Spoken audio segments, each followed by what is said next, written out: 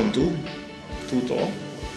som riaditeľom vo výrobe toaletného papiera.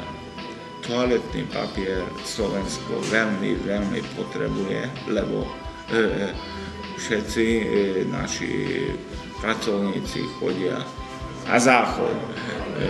Preto, aby mohli potom fošovať, lebo ja do základnej činnosti svojho skutku viem, že fošovať treba. No a potom človek, keď je na záchod a nemá papier, tak je potom čo urobí? Nič neurobí. Potom sa pozrie a potom má takéto oči. Vieš ako. No a nemôže sa to stať, lebo papier na záchode musí byť. Preto som tu ja, riaditeľ slovenskej najväčšej výrobe riaditeľa záchodový papier po slovensky takto povedané, no a potom všade bude papier, no, všetkým ľuďom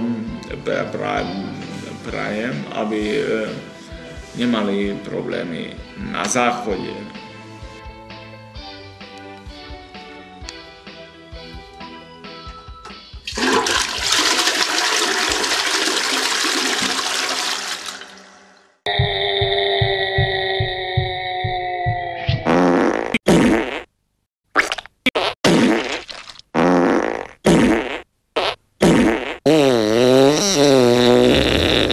Na malú či na veľkú, na bielu aj za šratú, za svetla aj za tmy, vytierajte novým fosforovým toaletným papierom a vaše zasraté zadky.